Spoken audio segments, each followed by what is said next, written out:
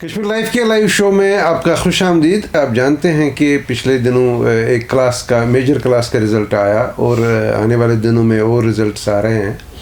लेकिन आज के इस मौजू में, आज के इस प्रोग्राम में जिस पर तबसरा करेंगे, बात कर लेंगे, वो ये है कि एक कश्मीर में पिछले कई दहाइयों से एक नई ट्रेडिशन शुरू हो गई है, एक नया ट्रेंड बन गया है कि बच्चे जब तक आबाद ना हों तब तक उनकी शादी ना की जाए।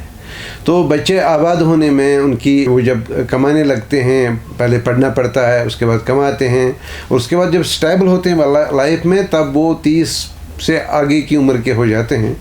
और जब वो खुद पेरेंट बन जाते हैं, जब उनके बच्चों को ज़रूरत होती है अपने वालिदैन की, तब उनके वालिदैन बहुत बूढ़े हो गए होते हैं। तो यही सिचुएशन, ये ट्रेंड चलता आ रहा है कि मैक्सिमम हमारे जो पेरेंट्स हैं, जब उनके बच्चे 12वीं का इम्तिहान पास करते हैं या बाज़ औक़ात 10वीं के इम्तिहान पास करते हैं, वो या तो रिटायर हो गए होते हैं या होने वाले होते हैं, या उम्र के इस स्टेज में होते हैं जहां वो उतना अपने बच्चों के बारे में ज़्यादा कुछ नहीं कर पाते जितना एक एक्सपेक्टेशन होती है।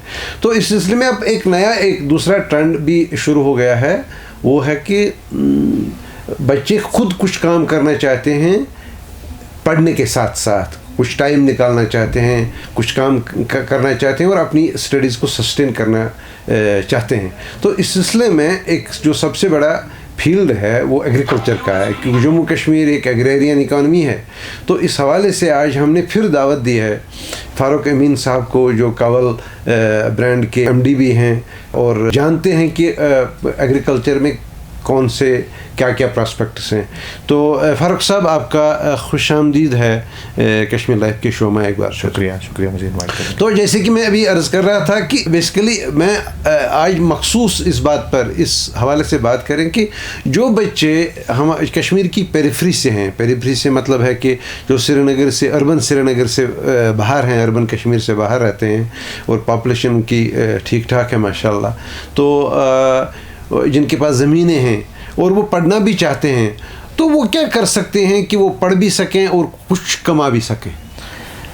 जनाब, ये बहुत ज़रूरी है। हर किसी, जो हमारी आज इकोनॉमी की हालत है उसके हिसाब से, अगर हम चाहते हैं कि फ्यूचर में प्रॉस्पेरिटी रहे, हमारे यहाँ पे प्रॉस्पेरिटी रहे और हमारे बच्चे को इमीडिएटली कुछ जैसे स्टडीज़ ख़त्म करते उसके बाद जॉब्स का या सेल्फ एम्प्लॉयमेंट का एक ज़रिया बने, उसके लिए बहुत ज़्यादा ज़रूरी है हम बच्चों को स्किल्स ट्रेनिंग दें। 12वीं स्कूल के बाद में एक एक्सपेरिमेंट के हिसाब से उनको कुछ करने की सलाहियत, एक एडिशनल स्किल्स दे। देखिए, आजकल पढ़ाई खाली, जो हम पढ़ाई ख़त्म करके इमीडिएटली जॉब्स मिलना बहुत मुश्किल है। आपको ऑलरेडी मालूम होगा 4.5 लाख जॉब्स हैं हमारे गवर्नमेंट सेक्टर में, और आगे कोई ज़्यादा उम्मीद नहीं है अभी कुछ ज़्यादा जॉब्स बढ़ने का।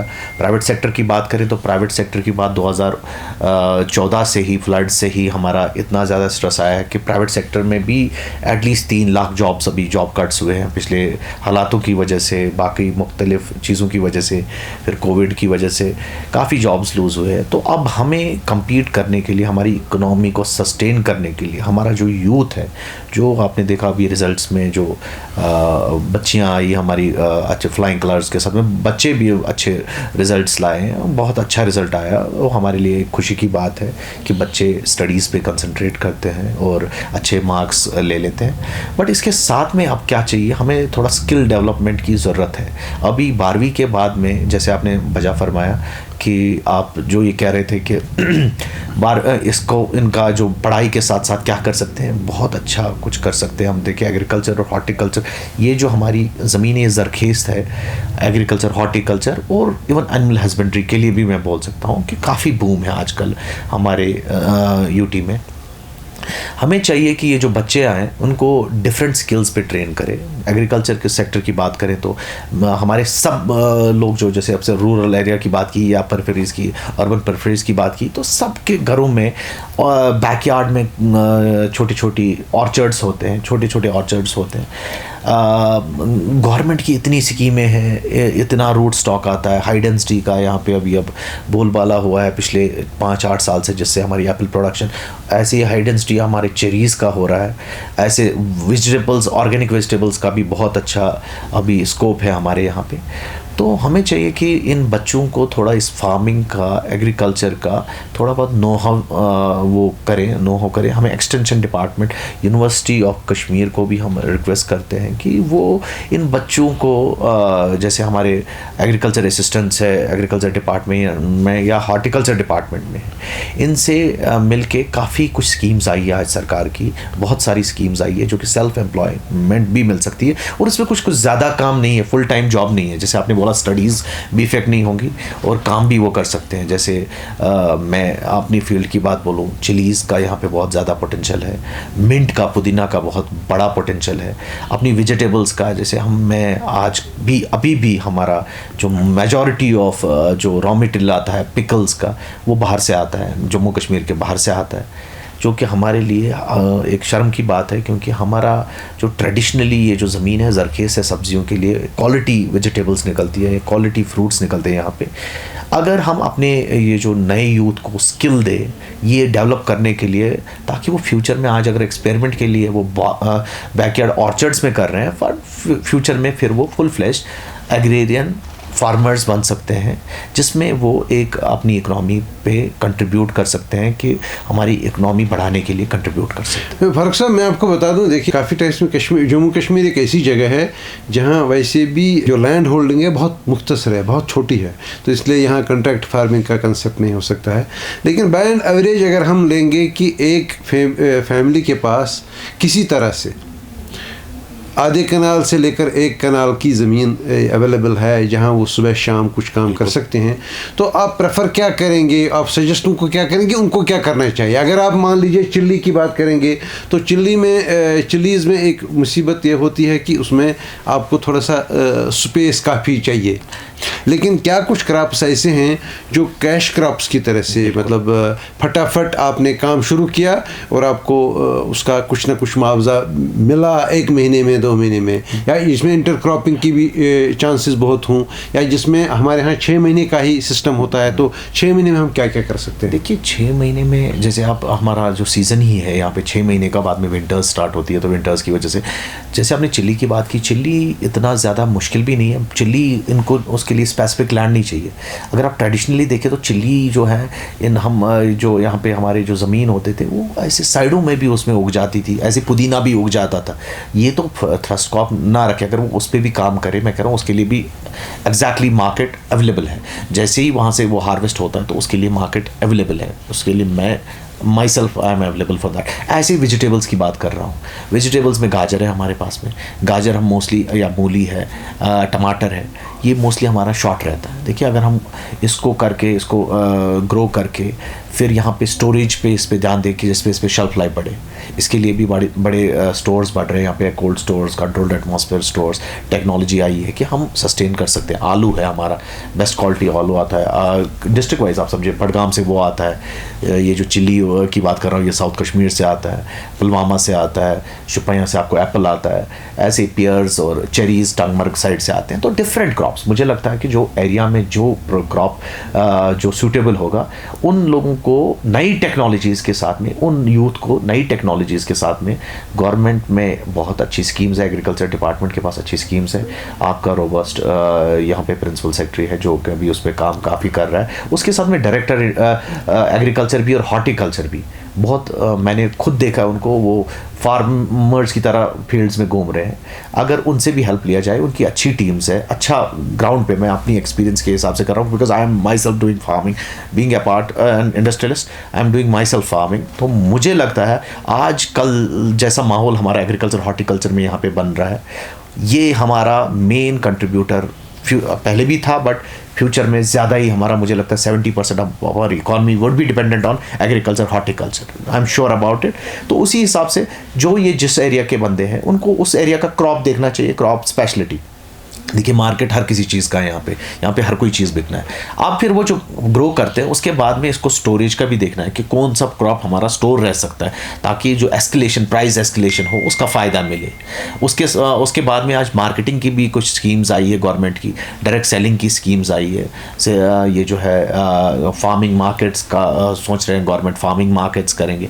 डिपार्टमेंटल स्टोर्स भी ट्रेंड सोच रहे हैं कि अपनी कोल्ड स्पेस रखें जहाँ पे वो वेजिटेबल्स, फ्रूट्स वो डिस्प्ले पे पे रखें, वो चीज़ें हैं। और value addition, in fact value addition is another thing what they can do.